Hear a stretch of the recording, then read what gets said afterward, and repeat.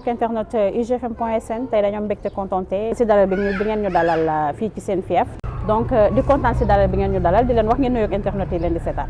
waaw salaamaaleykum àdduna bi ñu ngi leen di nuyu di leen jaajëfal kër gi crew Thiat One Love. salaamaaleykum mbokki internet yi salaamaaleykum àdduna bi yëpp ñu ngi leen di nuyu kilifa kër gi Y'en a marre. ñu si bëri nee nañ da ngeen doon jéem a def buzz. may ñu leen buzz. en tout cas de toute façon artistiquement parlant quoi. mooy sound bi ni ñu ko arrangé ni ñu ko bindee ni ñu ko defaree musicalement lépp bu leen neexee ñu dugal ko ci contexte bi parce que artiste buy liggéey bëgg na soundam def buzz nañu yem ci loolu rek la chanson elle est très. kon da ngeen doon def buzz. non dégguloo ma ne la artistiquement. artiste buy génne produit. Youssou Ndour il ne sort pas de n'importe quoi. buy génne produit dina ko seetantal ko xool ndax dina neex. ci dégg ak ci déglu ak ci pecc ma ñun bu ñuy génn produit dañuy favoriser yooyu c'est un produit qui va être très audible buy neex nit ñi ci ni nga koy déggee ci ni muy rëkkee ci ni muy dawee alors bu fekkee ci côté boobu la ñuy waxee ils ont parfaitement raison mais quant à nga ne kër gi day def buzz ci lan la wax ban wax la wax bu ko mun a may buzz ban wax moo ne kon wutoo leen buzz. pour lan doyee ko mais buzz bi yàggul sax parce que dañ leen censuré non son bi kenn tegatu ko ci télé yi wala ci site internet bi.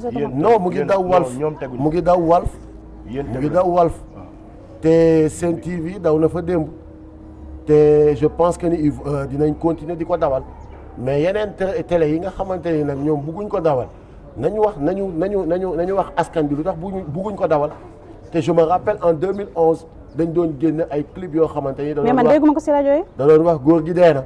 muy rajo muy ku ko ci tegul daal yow yaa am pour wax askan bi lu tax teguloo ko parce que je pense que ni y a rien à censurer sur cette chanson. censure amul.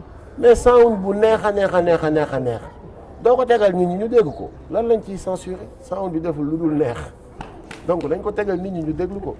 d'accord donc ñu bëri ñu ngi wax ne que da ngeen ñëw pour ay activistes ngeen mais gëmatuñ leen quoi gars yi gëmatuñ leen parce que nee nañ da ngeen di. dugal seen bopp ngeen fi nekkal mais pas askan bi. ñu bëri ñooy ñan c'est-à-dire. mais askan bi quand même. non du askan bi je suis désolé. certaines personnes mooy li Thiat wax mooy ñi nga xamante ni ils sont avec ki nga xamante ni mooy instant bi nii ñi nekk di sëqatoo alalu réew mi. sa intérêt nag ku ko menacé di nga taxaw jiiñ ko te je pense que ni loolu du lu may jàngal sénégalais yi. le régime de Macky Sall c'est un régime très fort en calomnie, très fort en manipulation, très fort en désinformation et très fort. mais foo ko teg. dañuy jàpp mais loolu rek lañ fiy def yàq deru nit rek kese lañ fi nekkee. regarde xoolal bu baax li may wax à chaque fois. damay attirer l'attention des Sénégalais à chaque fois benn ministre wu Macky Sall génn au lieu que mu ñëw wax ci liñ ko interpeller mais dafay ne ku ci génn rek. c'est pour insulter ou calomnier ou diaboliser wax du n'importe quoi ñun kër gi saaga kay Moustapha Cissé Lo ngeen dégg mu saaga fi nañ c'est-à-dire gis nga dee leen di wax tamit les choses musul leen dégg kilifa wala Thiat ne sa nangam taanu musul am la manière mooy ku def yëfu saay mënuloo ko woowee lu dul saay même bu la matee papa mais sàcc bi am 70 ans da nga koy wooyee lan nga koy wooyee dafa jël te bu fekkee dafa am 20 ans nga ne dafa sàcc arrêtons être humain.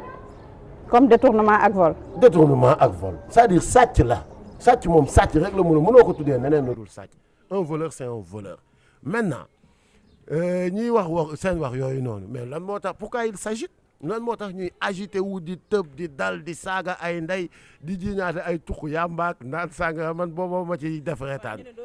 da ngeen di kii ba réer après. non xam peut-être ñoom dañu xam tuxkatu yàmba nu muy réagir parce que dañuy tux yàmba ñoom dañuy tux yàmba di naan saaga. mais da ngeen peut-être ñu foog ni peut-être moo tax ñu foog ni ñun dañ koy def mais de grâce sénégalais yi encore une fois ñun sénégalais yi lañ am pour waxal duñ ci sax lii du d'habitude du lu ñuy sax tontu. mais tur yàmba nañ ko seeti ci ñoom ñooñu naan sàngara nañ ko seeti ci ñoom ñooñu jëf ju bon nañ ko seeti ci ñoom ñooñu pour ternir l'image des gens jaral na leen lu ne ils n'ont pas de vergogne yàq der saltel xaste loolu kese lañ mën ils ont été interpellés ci li ñu leen dénk kër gi dénkuñ ko dara amul benn responsabilité buñ ñu dénk ci dëkk bi duñu directeur duñu député duñu ambassadeur duñu ministre on n'est que des artistes yuy def di exercer suñu métier depuis 1996 on était avec Abdou Diouf ci ay dérivam ñu taxaw xeex ko farouchement Abdoulaye Wade ci ay dérivam ñu taxaw xeex ko farouchement xool leen yàq der kañ la commencé mu ngi commencé depuis l'arrivée de Macky Sall au pouvoir parce que dafa armé ay nitam ne leen képp ku nga xamante ni mu ngi dénoncé lu ñaaw li ma nekk di def taxaw leen ngeen sosal ko waxal ko wax ju bon dem leen uti sax ay yëfu dof ne moom moo ko def pour après manipuler les Sénégalais ñu commencé di am doute woy gars yi nee nañ dañoo jël fii c'est pas vrai. lii foo ko dégg. mais on suit. ok ay Sénégalais lañ dañuy suivre des fois nga génn benn dof bu tëllee fële de woy booy yi ñoom dañ leen jox xaalis arrêtez avec vos histoires. joxuñu leen dara. anam. honnêtement musu ñoo wax kaay ma jox leen 100 francs te loolu mooy dëgg non musul du yéen a fi waxoon ne Macky waxoon na leen ngeen ñëw ci moom. ñu ñëw liggéey ci ngeen bañ. waaw mais musul wax kaay ma jox leen musul leen jox dara. musul wax kaay ma jox leen xaalis bi ñu toogee waxtaan ak moom sax bi ñuy dem def ne dégg naa da ngeen di bañ ku leen jox paas moom moo ko wax donc musuñu wax kaay ma jox leen 100 jox francs leen paas.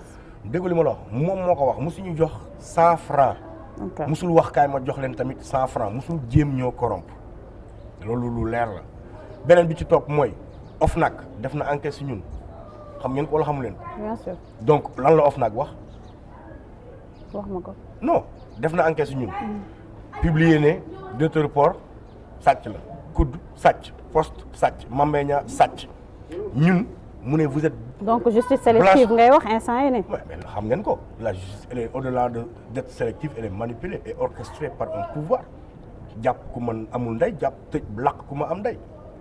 ok des gens dans ce pays n'ont plus droit à la parole su ma gisee yenn petit monsieur yuy wax ibbi seen gémmiñ di wax au Sénégal fan la ñu jëm quand tu es un boubou golo nga transhumé tu n'as plus droit à la parole dans ce pays parce que les vertus et les valeurs yi war a tax ñuy wax un pays li ñu war a enseigner les jeunes générations gisuñ ko ci suñu classe politique bi respecté wuñu doomu aadama yi depuis 2012 ay valeurs yu ñuy wax mooy lan waxeet loo wax doo ko def ak promesse non tenue sàcc manipulation ak wax ju ñàkk jëm ku ne rey leen ku transhumé rey leen ko nga transhumé bu ma naree transhumé dee moom a ko gënal nga transhumé non mais attends il faut qu'on arrête ces gens-là comme il y a pas de loi bu prévoir jàpp leen na leen askan bi humilier parce que ñun bi ñu nekkee xale soo mandi woon romb ci mbedd dañ lay yuuxoo mandi kat ñun ñu naan buñ màggee yàlla bu ñu mandi donc tant que commencé wuñ di ooyee homme politique yi ay golo ay yeneen ak moo humilier leen du ñu bàyyi seen pratique yi ñu nekkee et c'est ça la vérité donc il faut que les Sénégalais arrêtent il faut que les Sénégalais réfléchissent sur ces questions-là quand il est essentiel quand on pose des questions aussi essentielles que li ñu génn ci mu tudd le saay-saay au cœur amul benn phrase bu ci doomu aadama di dindi. kër lan moo tax ngeen jël këru jàmbur. waaw ku moom kër. te am ñëpp ko am. ku moom kër. voilà donc li ñu bëgg wax mooy li nekk ci biir sound bi amul loo ci mën a dindi ma ci moom. may disque d'or. mën nañu may lu ne mais jàppal ne du loolu lañ du ci yemul Sénégal. dama ne du loolu lañ ci ut. ok Gadiaga daf koy wax. sensibiliser ngeen ci Gadiaga daf koy wax bu son bi amee 1 milliard de vues du comme nga moo ñu ñor comme nga bu duggee suñu liggéey la suñu œuvre la dañ koy jël. mais comme nga intéressé mais na leen tamit. non li ñu ci gën a intéressé mooy la sensibilisation parce que lii c'est une œuvre artistique citoyenne pour la contribution du groupe Kër gi par rapport aux échéances électorales dañoo sonn ci un président bu toog chaque fin d'année di wax ay bilan di wax ay projet te du dara du ci dëgg. te dara du ci dëgg. donc ñu du dara du ci dëgg ñu teg le vrai discours bi peuple bi xaar ci askan di xaar ci ay éco sonoram di xaar ci ay artistes engagés mooy ñu waxal ko li am effectivement ci dëkk bi. ok du discours bi déglu nga ko. déglu nañ ko loo ci jàngat. dara baaxu ci. deful dara. non dara baaxu ci. am dara positif lan la réalisé. terre bi moom li ñu ci mën a wax nañ ko nee nañ la du projet bu potent du projet bu amal askan bi urgence aujourd'hui parce que la preuve inauguré nañ ko dañ koy tëj kenn du fa jaar tey boo bëggoon dem Diamniadio mënoo koo jël donc amul sens inauguration bi c'était du show time parce que waa ji foog mu inaugurer ay affaire ndax def fu dara son bilan est catastrophique il faut mu am lu mu def. catastrophique. catastrophique. réalisé wul dara le projet le plus nul bi ma gis ci sama àdduna musuma ko gis muy Diamniadio Dubaï Niadio c'est le projet le plus nul c'est son seul projet amul leneen lu mu réalisé ci des yëpp ay retapé la ak égali ambition wu keneen son seul projet c'est Diamniadio nee nga da ngay désenclaver Dakar tabax une autre ville à la porte de Dakar la seule ville le seul endroit au Sénégal où on peut faire de l'agriculture pendant toute l'année ndax dafa naat am ay nappe créative nappe phréatique yu bëri beneen bi mooy milliards ya nga def ci Diamniadio soo ko jëloon tasaare ko ci Kaolack Thiès Diourbel réhabiliter waat ces villes là moo ñu gënal nga ñuy créer une nouvelle ville on n'a pas besoin d'une nouvelle ville on a besoin de redynamiser les anciennes villes les pôles de développement marchands ambulants yi ñibbiwaat kon man mii ma delluwaat sama Saalum ngay toog fa te du pour les Sénégalais c'est pour encore ñoom ñi riche pour ñu mën fa dëkk parce que foofu mënuma fa am kër mënoo faa am kër peut-être xëy na yéen mën ngeen fa am kër xaw ma je sais pas maa ngi wax lu ma leerul mais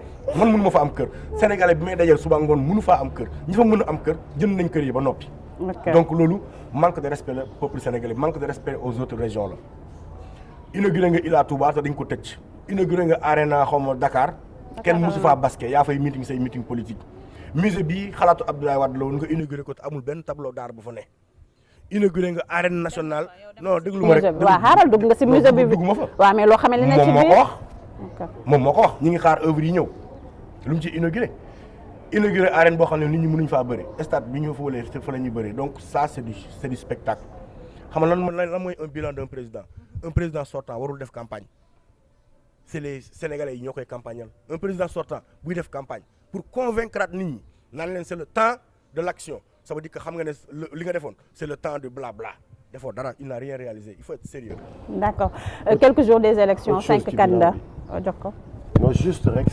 c'est un Sénégalais lambda pour li nga ma wax sànq ni ma foo yëgee lii pour dalal xaylu Sénégalais yi ni leen ñu ngi leen di suivre bu baax a baax di leen suivre parce que aussi ñun dañu am l'occasion juste mën a jàllale li nga xamante ni Sénégalais bi loolu lay xalaat te amul occasion wax ko dama ramassé ci internet bi benn Sénégalais bu def lan moom bu mu gisee bilan wu régime bi de 2012 ba léegi de contre-vérité et des mensonges de la fourberie et de la tromperie des reniements et des abjurations de la parole donnée et trahie des promesses mutilées et des engagements oubliés des détournements de deniers publics de la réification des institutions de la vassalisation de l'Assemblée nationale de l'instrumentalisation de la justice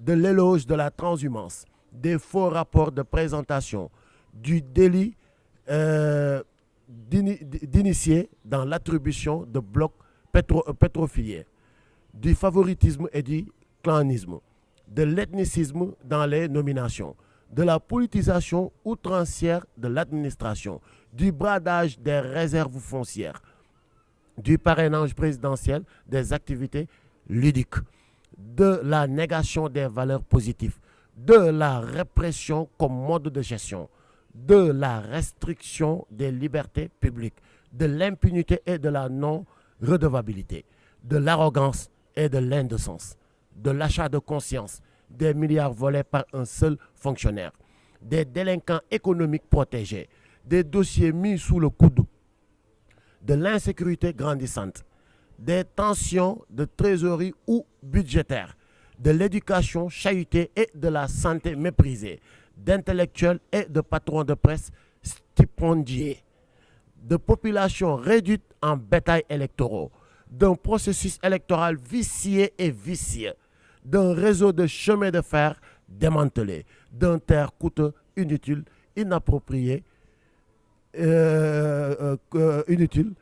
inapproprié, etc., etc., etc. Pour te dire que les gens... Non, c'est pas moi.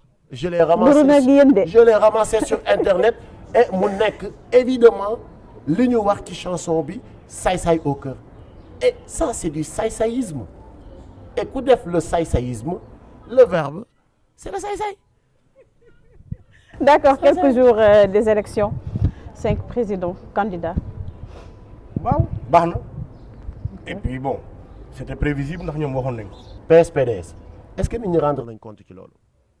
Une élection bu amul PS PDS Macky Sall mu ngi saboter la démocratie mu ngi saboter le jeu électoral mu ngi saboter franchement li nga xamante ni as néew jotoon nañ ko fi am. pour le cas du PS Tanor Dieng moo trahir les waa PS loolu beneen affaire la. ok Tanor Dieng qui n'est jamais arrivé deuxième à une élection au il Sénégal. est responsable. non c'est le responsable moom moo indi kàkkafa encore lu gën a graaw Tanor Dieng ak Moustapha Niasse ñoo àndoon Benno Siggil Sénégal ñu ne mënuñu ànd élection parce que ñoom ñaar nanguñ kenn jiite ci sa morom ñu tasaaroo mais tey nangu nañu ànd ñoom ñaar ci Benno Yàqal Sénégal donc ñoom dañuy fooye askan bi pour le cas du PDS on sait ce qui s'est passé leneen la kenn kii dañ ko exilé keneen ki Khalifa ñu tëj ko yeneen ñi nga xamante ne nii yaakaaroon nañ ne ni nanguluñ leen seen parrainage mais grawul que le nombre de candidats yu bëri que le nombre de candidats néew c'est pas ça le plus important mooy que ne Macky Sall amul fenn fu mu mën a jaar pour jàll deuxième tour amul fu mu mën a jaar pour jàll deuxième tour waaw amul am nga si yaakaar. déggoo li ma la amul fu mu mën a jaar foo parce ko que li mu tey bëgg a def mooy sàcc élection chaque élection mënatoo am fii Sénégal. moom laa la wax te mënul nekk donc amul possibilité gagné ko pourquoi parce que mënoo ñàkk Dakar ñàkk Thiès ñàkk Touba ñàkk Ziguinchor ñàkk diaspora ne da ngay gagné élection il faut être sérieux 13% du ko am il faut être sérieux na Sénégalais yi jël seen carte dem voté ji amul fenn fu mu mën a jaar ba gagné élection yi nañ bàyyi di nangu sax mu naan ñu ay wëy da ko préparé sàcc indi na ay char dana tuur nit ñi dana dóor du fi dóor kenn du fi tuur kenn ndox te du sàcc fenn lenn. mais gars yi gën a kaas ñoom duñu voté ji dañuy toog seen biir kër. non Sénégalais yi dañuy voté ji nga ne ma la. Sénégalais yi dañuy voté am nga ci yaakaar ñëpp ay voté ji. vote bi nii da c'est que vote bi li tax mu neex mooy ñëpp a pare képp koo xamante ne bésu vote bi toog nga sa biir kër. ci wàllu mais am nañu jotagu seen ay carte électeur Sénégal dañuy dem jëli ko. tu penses que dinañ ci jot. dañuy dem jëli ko par force. non dinañ ci jot elle a posé une question aussi pertinente cette élection mën na am ci boo xoolee ci côté yi nga xamante ni yëpp tu n'es pas apprécié là-bas nga fexe ba retenir seeni carte électeur su fekkoon 100 nga fa war a distribuer nga fexe ba distribuer fa 30 côté yi nga maîtriser parce que aussi quoi qu'on puisse dire ñoom ñoo yor appareil bi ñoo xam fi ñu tàngee ak fi ñu seddee fi ñu leen non am na ay partis yu ñu leen apprécier ñoo xamante ni peut-être seeni militants yi bëri nañ fa et ça c'est mooy la distribution sélective bi am ci carte électeur yi ça loolu man yow mii journaliste est-ce que jot nga sa carte électeur et tu es sénégalais et c'est un droit ñu privé le ko c'est un crime loolu la nit ñi war a yuuxu waxal ak ñu ne. non kon c'est tant mieux. waaw en tout cas de toute façon ñun sénégalais yi pare nañu et ku ci jot sa carte le 24 février tu vas sortir et tu vas aller voter. et sécuriser. waa ji nag bu fekkente ni comme moom ñemewul bëre face à face mais cette fois-ci dañ koy ñaan mu bëre face à face amul bette na génne carte jàmbur yi mu jox leen ko le réveil sera très brutal dina xam ni il est très impopulaire dina xam ni Macron sax moo ko gën a populaire am na. waaw am na pour une première fois dans l'histoire il est le seul au monde nag. d'accord lan mooy seen ay projet album secret d'état après les élections incha allah la ñuy dem bitim réew continuer les enregistrements def liñ ci war mixé ko oui secret d'état loolu naa doy waar. dina ëpp solo. waaw ban message ngeen ci lancé noonu. non déggu li ma la secret d'état kay sans di long. man maa ngi leen bëgg a ragal sax. voilà donc moom la ñuy génnee après les élections. secret d'état mbaa xanaa doon mais international la doon toog non, Sénégal ngeen dem fu sori sànni ko. non ñun dañoo xamee daw. ah ndax ñun lii doo leen toog de. dama ne ñun dañoo xamee daw. ñun baax dañoo xamee daw. dinañ leen woowaat de. fii woowaati. ci yàlla ñeme ngeen ko. garaawul amul problème on est ñun dañuy def li ñuy woowee don de soi. te ngeen changé tur bi rek. non loolu du ma ci spéculer suñu turu album choisir nañ ko dinañ ko génnee période boobu la. mais li concerne Y'en a marre vendredi bii dinañ def activité boo xamante ni li jëm ci investissement humain lay doon mais dinañ fa waxaale aussi ce qu'on va faire très bientôt li Y'en a marre war a def nettoyer la banlieue ñetti mbaar dañ bugg ñetti mbaar bi yëpp set table uude yi table maire yi jaay caaf plastique yi déchets yi tout lépp lañ bëgg dindi dañ bëgg mu set clean wecc ak ñoom Cheikhou donc loolu lañ bëgg def ce vendredi là. après la prière ñëpp ñëw ñu sumbandoo ko foofu set parce que dañu bëgg aussi tamit population yi imprégné wu ci tuuti ci mbirum cet ak environnement. c'est important donc loolu tam loolu lañ bëgg def mais après bu ñu jógee ci loolu automatiquement dinañ annoncer ce qu'on va faire et très prochainement di ngeen ko gis par rapport ak campagne parallèle bi nga xamante ne moo taxoon nguur gi tiit ba jël agrément wu ENDA parce que campagne parallèle mooy dem wër fu ne wax gars yi jël leen seen ay carte am nañ ci satisfaction bu ngand dinañ continuer aussi di ko wéyal ba keroog affaire yi di ñëw maintenant lu jëm ci wàllum élection yi nag li ñu ci war def di ngeen ko dégg incha allah Y'en a marre dina ko wax. lan ngeen ci pare. Y'en a marre dina ci wax. avant go. non loolu mënu ma ci développer Y'en a marre la loolu du kër gi Y'en a marre. d'accord waaye yéen Y'en a marre dafa mel ne yéen ñaar nit ñi kese la ana ñeneen dañu tëdd di nelaw wala ñu ngi job. waaw loolu moom yow yaa ko wax. dama la posé question la dañu tëdd di nelaw wala ñoo ngi job. waxu caaxaan la xaaral ba gars yi fekk leen foofu Y'en a marre du yéen ñaar. non Y'en a marre mais yéen si gën a populaire nag. non du ma nangu loolu gars yi star la non du ma nangu loolu. ok du ma nangu loolu parce que Y'en a marre yéen fa ëpp fit du quoi yéen ay. non du ma nangu loolu Y'en a marre ñu ko composé ci nekk tu t'es fait avant Y'en a marre di am Fou Malade dafa def boppam ba ñu woy Fou Malade Youssou Ndour di ko yóbbu Bercy ñu ànd dem ak ñëw Y'en a marre amul Simon dafa def moom suñu collègue la sax léegi. waaw ba tey Simon dafa def boppam Fadel seen mbokk journaliste la mais bu am fit nekk journaliste d'investigation di bind ay article di génne ay scandale yu fi Abdoulaye Wade doon def am na ay procès yu bëri journaliste bu ci musul am procès nag ba bàyyi journalisme moom sama xel xaw naa tey tuuti ci yow non exemple non damay wax rek loolu kër gi 16 ans lañ leen tëj kaso donc du ma waxaat ci loolu on a le background qu'il faut Y'en a marre pour ne citer que ces gens là nag ndax fu gën ku gën ci biir ñamu mbaam ñeneen tey la Y'en a marre gën a fort parce que tey Y'en a marre est plus fort que l'État du Sénégal. Je pèse mes mots parce que Y'en a marre donne de l'espoir cet État ne donne aucun espoir. mais gars yi gëmatul même ma ñëw waaw même ma ñëw yow yaa ñu gëmatul. dama la wax ko Sénégalais yi dama la wax Sénégalais yi gëmatuñu leen pourquoi sur la base de quoi naa moo tax gëmatul leen. ah gars yi nee nañ léegi bii. waaw léegi ban kan moo wax lii léegi. yow kan yow ñaanoo yokku yow. ah bien sûr. waaw yow ni nga meloon bi nga nekkee y a 2000 y a 5 ans. si nag man mosuma changé. ok je veux dire d'accord amul problème mais li ma bëgg wax boo wax la ko mooy ne. population sénégalaise yi ngeen di waxal ak nit ñi di jéem a manipuler ñoo la gën a yeewu kenn mënu leen fooye ñun ku fekkoon dañ ñuy manipuler waxatuñ ñu Y'en a marre. donne de l'espoir. puis intéressé rangé wu nañu accepté nañu il faut dire les choses aussi ni ñu xewee en 2011 dans le combat il y avait Latif Coulibaly il y avait Souleymane Jules Diop il y avait Penda Mbow il y avait ñu bare aujourd'hui ñooñu c'est eux ñoom ñu ngi dans le gouvernement donc ñooñu peut-être kon le bi intéressé ñu dem mais ñun ba léegi ñu ngi waxal askan bi ba léegi ñu ngi wax li ñu doon wax alors su fekkee ñoom dañ ñu jox bii kay kon ci lañ doon noppi. je pense que ñi bii intéressé am na feneen fu ñu ko mën a seeti fu dul ci waa Y'en a marre sérieusement quoi. on est issu de famille yu aisé fi ñu jóge à Kaolack fi ndoo jóge à feneen fi keneen ak keneen jóge duñu ay baadoo la te ñi regg démb fépp fu ñu mën a jëm rek seen koll la ñuy yóbbaale. sawaay suñu bii intéressé woon Abdoulaye Wade moo doon dàq proposé kon defoon nañ ko te boobu boo dindee 7 ans ci suñuy at mënoon nañ ñu ko sax baal ne petit yëfu xale leen jàpp mais aujourd'hui qu'on est majeur am jabar ak ay doom di fi bàyyi way woo xamante ni mooy loolu jamais amul tey amul suba amul ginnaaw suba arrêtez franchement ce discours woy bii arrêtez jëlkat yi ñooy fexe tilimal deru ñu dul jël yéenay jël assumer leen seen jël ñun bés bu ñu jëlee dinañu am honnêteté taxaw ak sénégalais yi ne leen si jël nañ te gémmiñ bu feesee sax dootul wax on ne parle pas la bouche pleine